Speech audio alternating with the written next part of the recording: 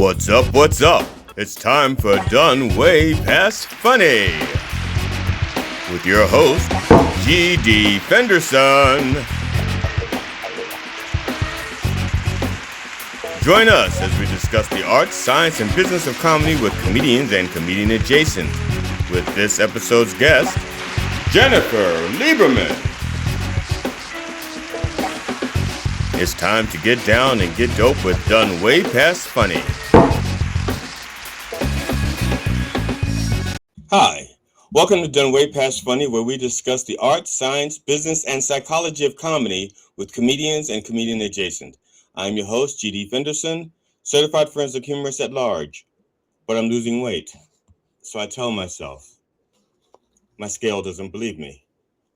In this episode, it is my pleasure to be conversing with actress, producer, writer, comedian, and author, Jennifer Lieberman, or as we call her back in the hood, Jen. Hi, Jen, how's it going?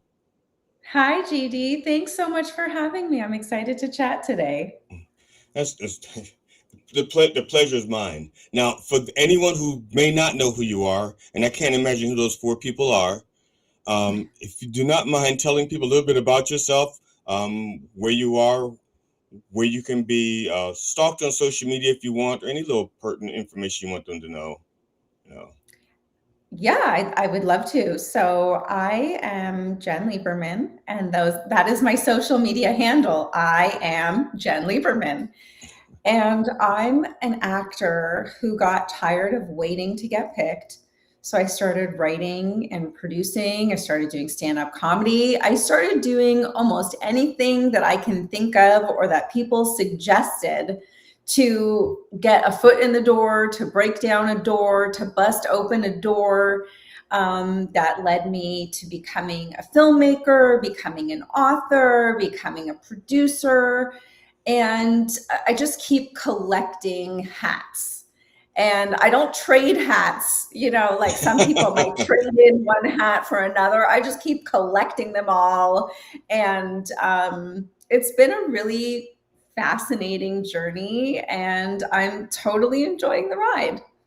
Now, it almost sounds like you would have been great at improv, because it sounds like your philosophy is just say yes.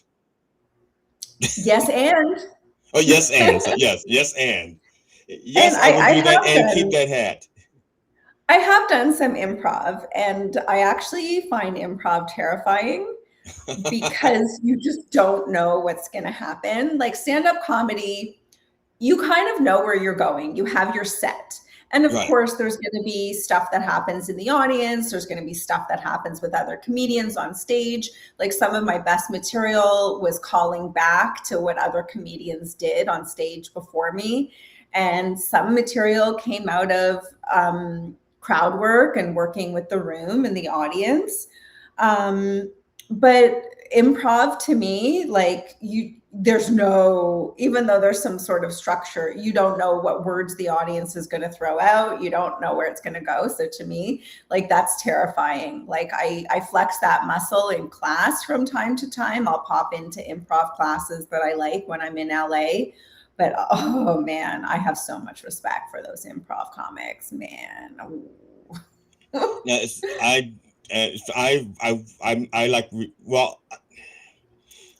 I'm trying not to make this about me, but it's a conversation. So I have a show that I produce. It's called Spotlight on Insanity. And what we do is I have a host, and the host is an improv group. Mm-hmm. And so they come out and they will do they'll do like 10 minutes with the audience, and then they'll introduce the first comedian. And when that comedian's done, they come back out and they do improv based on that comedian's material. Mm-hmm.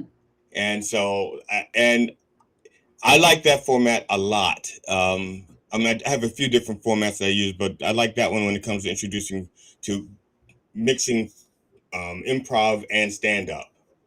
I like that. Yeah, that sounds so cool. That sounds like such a cool show. I want to come see it. Oh, thank you. I will have to bring it to Toronto. As a matter of fact, if I bring it to Toronto, because I'll tell you what, honestly, if it looks like I'm going to bring it to Toronto, I will reach out to you because I'm going to need somebody local who may know an improv group because I don't know any improv groups in Toronto.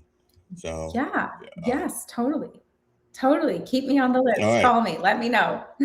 Yes, yes, I will do And that. I'll bring Now, 30 of my closest now, friends. I don't even have 30 non-close friends. I don't even have 30 distant friends. Let's see here.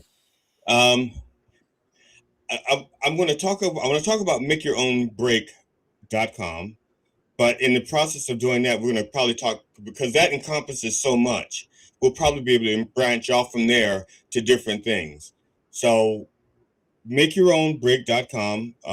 And well, you can describe it better than me if you don't mind. Okay, so I started a company called Make Your Own Break. And basically, it stemmed from my own experience of was tired of waiting. Like I said at the top of the show, I'm an actor who got tired of waiting to get picked and started creating my own opportunities. And the first one was a solo show. I created a one woman show for myself that was specifically designed to be a showcase piece to invite industry when I first got to LA. I had been in LA about a year, and I came from New York, born in Maple, Ontario, went to New York to get into theater, then decided, to get into film production, and that's what took me to LA. And so about a year in, I wasn't getting any traction, right? And I didn't have a reel since I had been doing theater for a few years in New York. Right. So somebody suggested create a solo show, create a one woman show, invite some industry. That could be a good way to let people know, like, I'm here. So I took that advice and that's what I did. And the show didn't necessarily achieve my goal of getting industry in the room to see me. It didn't get me an agent or a manager. It didn't get some big director to come in. Rita Wilson didn't show up in the crowd and turn it into a feature film like she did for Big Fat Greek Wedding, which, by the way, started off as a one-woman show by Right. another Canadian female actress who got tired of waiting, named Mia Vardulos. So that didn't happen, but I realized I was more creatively fulfilled creating that show in my living room, and the characters I was coming up with and the jokes and the emotional through line. And I realized, like, I'm a pretty good writer. Like, I can do this, number one. And number two, I played 10 characters. So I was able to Yes. push myself beyond any limits, any typecasting. Like, I could break through all of the little boxes people wanted to put me in.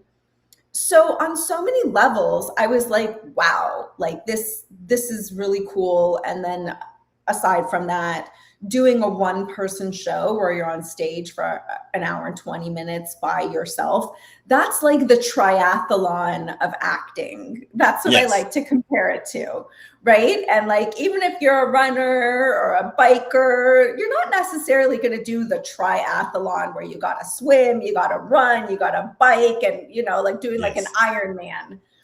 So solo shows are kind of like the Ironman of acting, Yes. Yes. where like you're not only are you on stage by yourself, you're stand-up comedy, you're on stage by yourself, but until you become in like the top 1%, you're not doing a 1 hour special. Right. Like most comedians out there have got their 15 minutes, their 20 minutes, their half Yeah. hour, but it's very rare for a comedian to get to that 1 hour time slot. That's like the 1%. And then the 0.01% are the Maniscalcos and the Jerry Seinfelds and the people who get their own TV shows and these huge careers. So I kind of compare doing a solo show to that. And so I realized, like, wow, like I was really worth my salt. Like, I had more in me than I gave myself credit for. And until you do it, you just don't know. And And that show kind of opened some doors for me. I got into a festival in New York. I won an Audience Choice Award.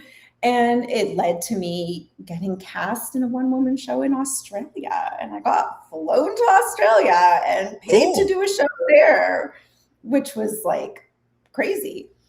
But I realized I had so many frustrated actor friends, and I could help them do what I did. And prior to my own solo show, I produced a couple of solo shows for friends from acting class. Right. Never thought I would do one. Like, I didn't do it to learn how to do it. I didn't do it to watch their process.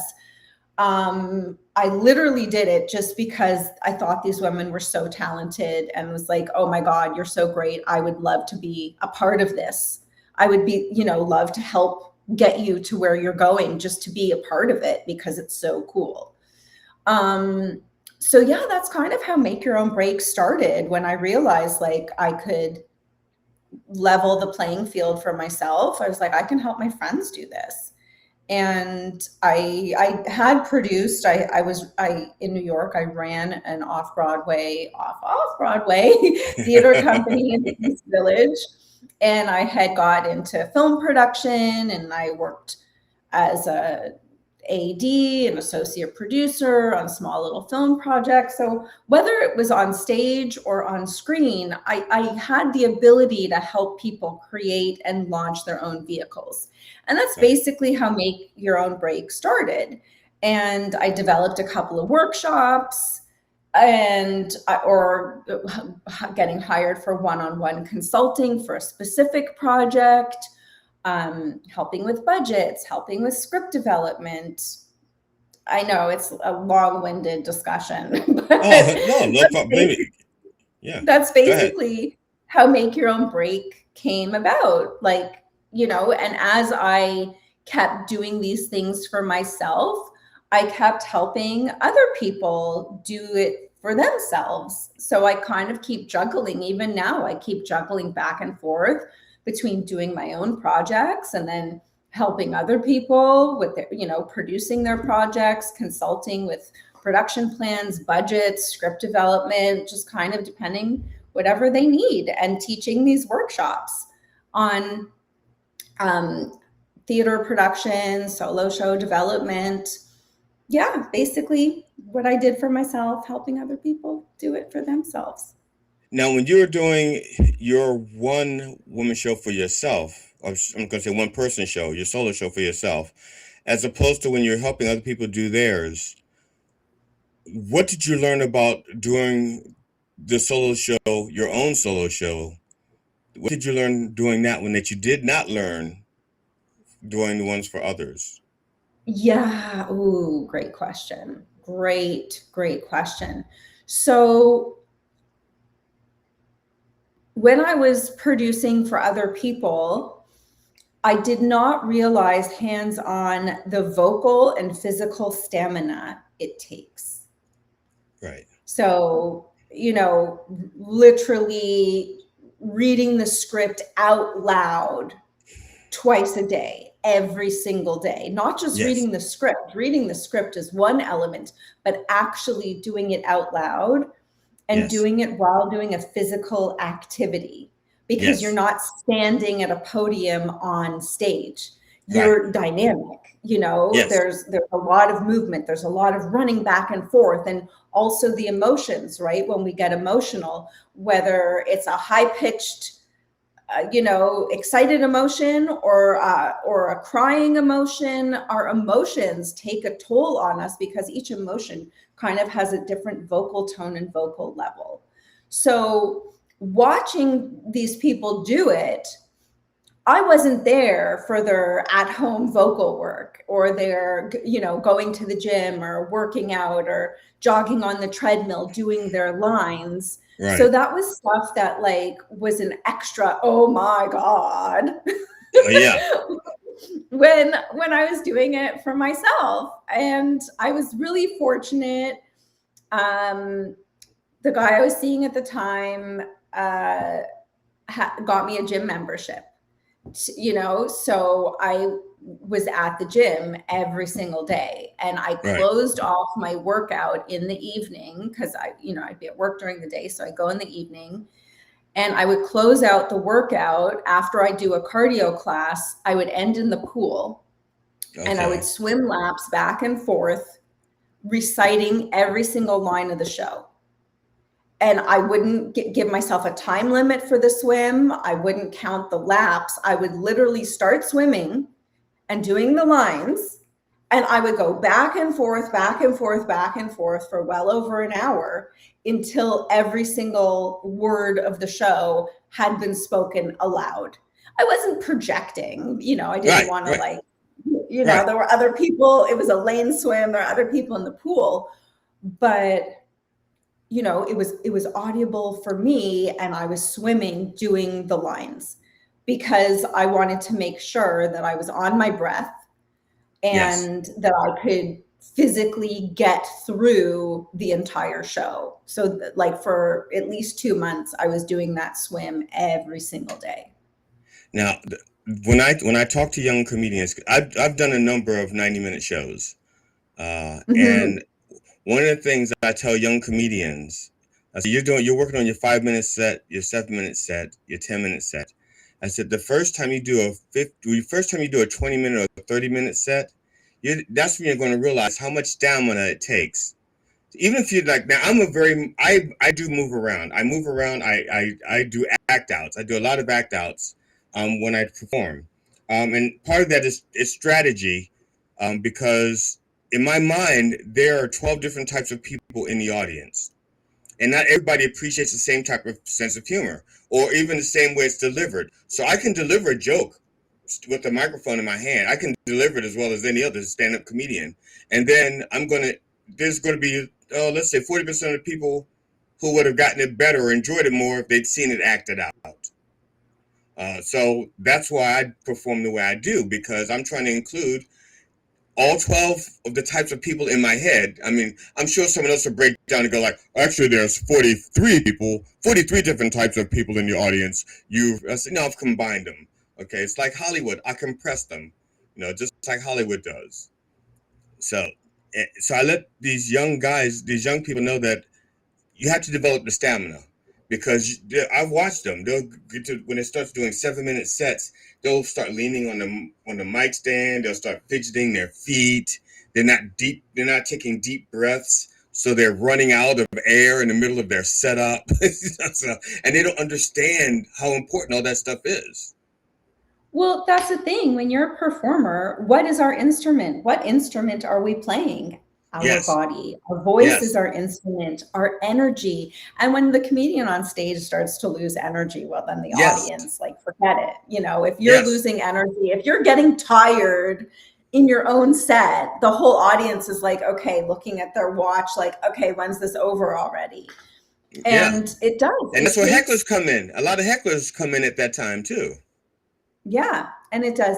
So that's the one big takeaway that I didn't realize when I started doing my own show, that I needed to train like I was an Olympic athlete. And physicality is one, breath is another, because like you said, if you're running out of breath, you can't speak. Our sounds come from our breath. And then the Yes, other one is actually working on the voice and building up that vocal stamina, because it's not natural. Even you and I right now, if we talk right, for an hour, it's neither one of us talking for an hour straight or even 10 minutes right, straight. It's a tennis match of back and forth, and we're bouncing the ball back and forth to each other. right. So it's so unnatural, to speak for that amount of time when you're starting out, and if you haven't flexed that muscle yet. Yeah, I one of the when I'm preparing for one of my for a 90-minute show or hour to 90 minutes, I ride my bicycle through the neighborhood while I'm listening to and reciting it, or if I don't jog. Okay, the closest thing that comes to jogging is I do a fast-paced walk to my mailbox, which is like 500 to 600 feet from my house. That's the closest thing to jogging. But I do that while I'm reciting. So I'm like jogging, and so I can say the words and try to get them right and breathe and make sure I'm not tired. I don't want to get exhausted in the middle of a set, and that's part of it. I mean, when most people hear that you do 90-minute shows, yeah, that's a long time. It's like, well, it's a theater. It's a production. See, Yes. people are thinking that it's you're doing stand up for 90 minutes. Like, no, I've produced a show. I'm presenting. I'm entertaining for 90 minutes. It just so happens that comedy is the muse, so to speak. That's the language that I'm speaking.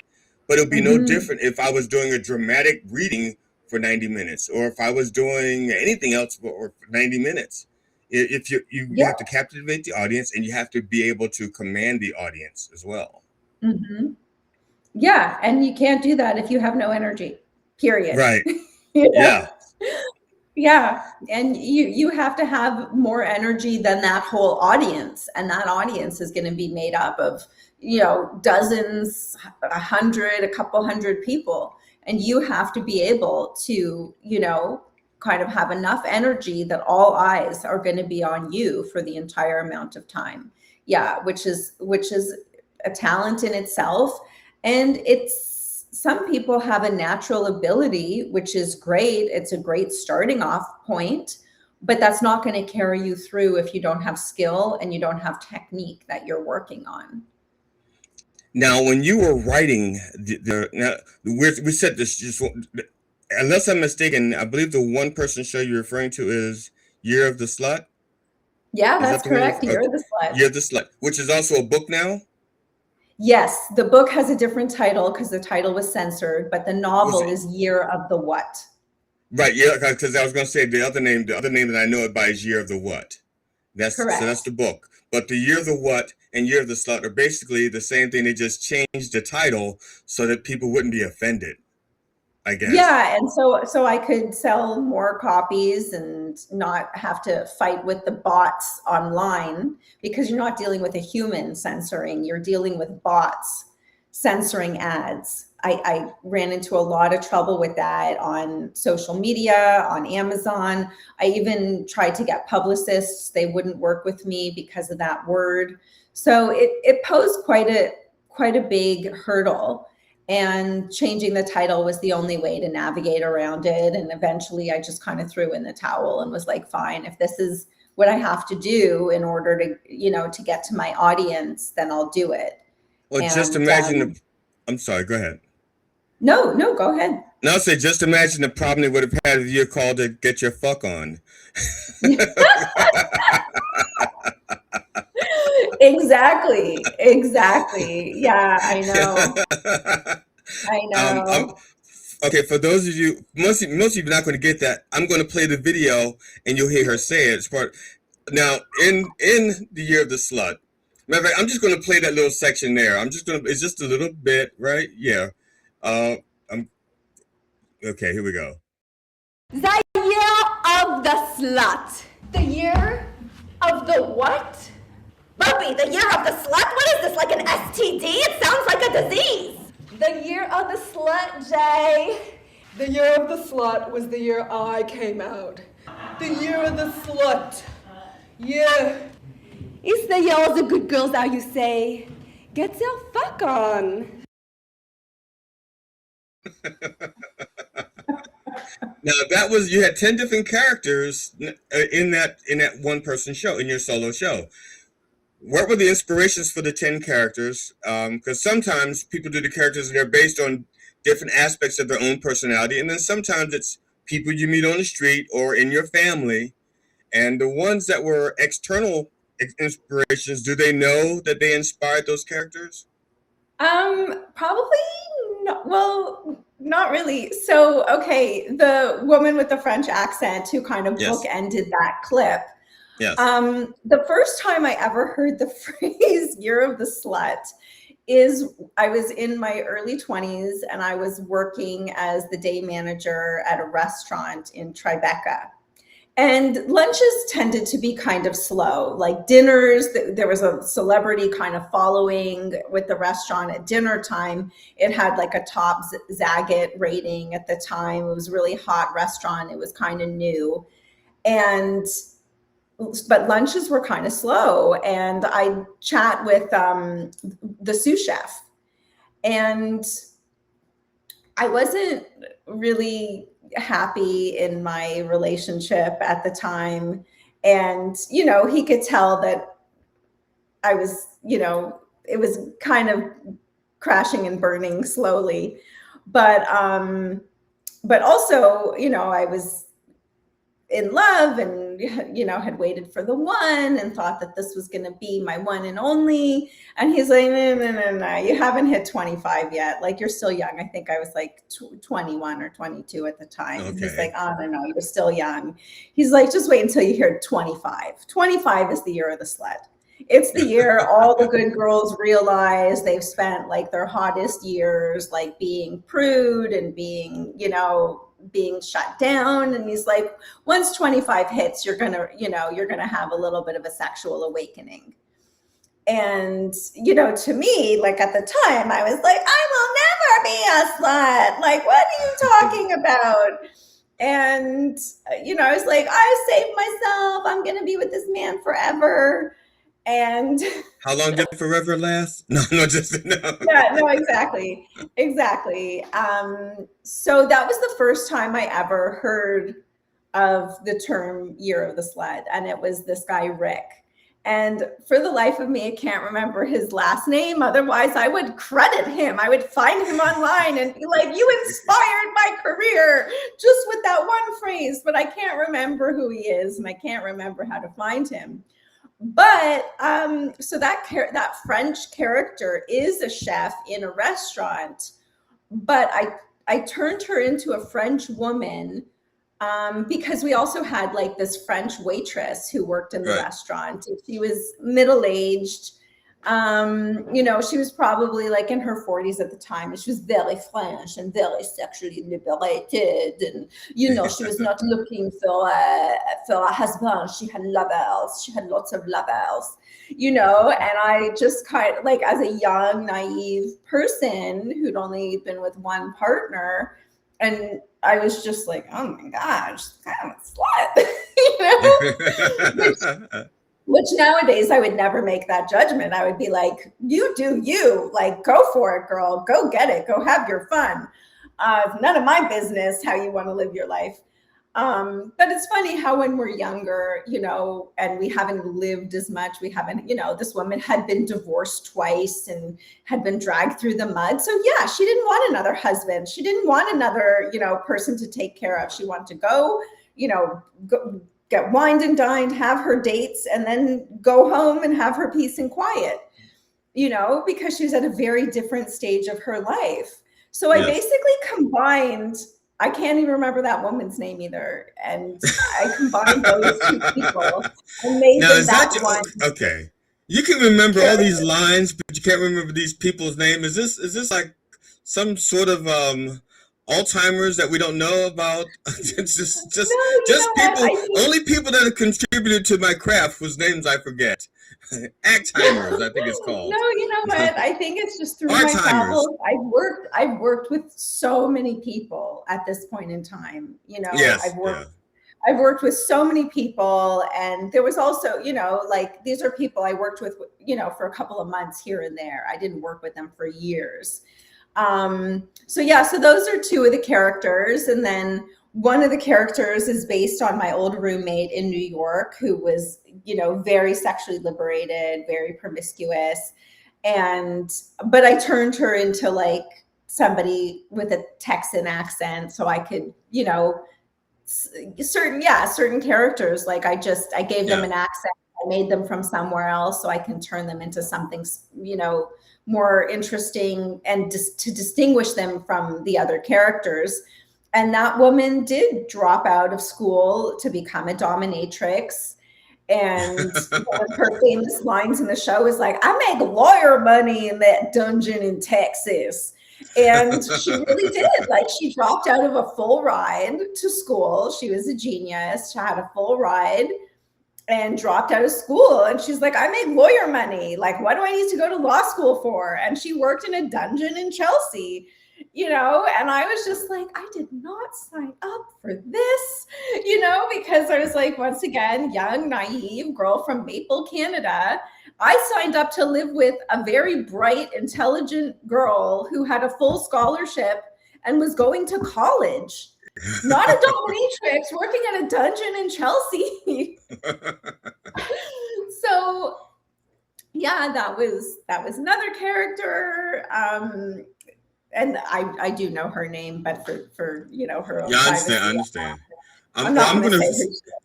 I'm going to call it Alzheimer's when we can't remember the names of people who contributed to our craft. That's it. Alzheimer's. That's perfect. Alzheimer's. Yes. Exactly. I have Alzheimer's when it comes to revealing my sources and my inspiration. Okay. That's it. So we have a new thing. We have a new word. We've created a word, Alzheimer's. And I love it. I love it. So and then one of the characters was based on my mom, but my mom is a Canadian woman. She was born in Tunisia, Africa. So she doesn't talk like a New York Jew, but I just felt like a Jewish mother. Everybody thinks the Jewish mother talks like this. So I was going to talk like this to be the Jewish mother. Yeah, and also as far as stereotypes go, at least helping the audience along, if you say Jewish mother, they kind of have like an idea, even if they don't know what a Jewish mother looks like, they have an idea of the persona. If you said a Canadian mother, they'd be like, yeah. And my mom was born in Tunisia, North Africa, so she's a Jewish mother, but she's not the stereotypical Eastern European New Yorker Jewish mother. There's Jewish mothers from all over the place. And mine happens to be from Tunisia, and my lineage goes back over 2,000 years in Tunisia. Wow. So, I know it's pretty crazy history, but that's a whole other show. It's a whole other show to get into. Is there a family crest? Is there a family crest that goes with that 2,000 years? We don't have a family crest, but we do have like a lineage that goes back to like the priestly line of the temple in Jerusalem. Wow. That's impressive. That's incredible. Yeah, wow. It's pretty crazy.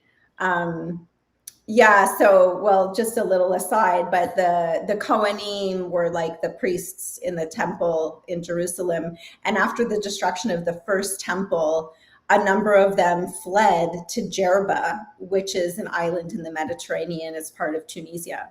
And that's where my grandfather's from. And so he's part of that lineage that I guess established that island. Cool. Over 2,000 years ago after the destruction of the first temple. Hi. I'm G.D. Fenderson, Certified Forensic Humorist and host of Done Way Past Funny. You have just watched part 1 of our interview with actress, comedian, producer, writer, and author Jennifer Lieberman. Please join us as we continue our interview, and when you come back to join us, bring a friend.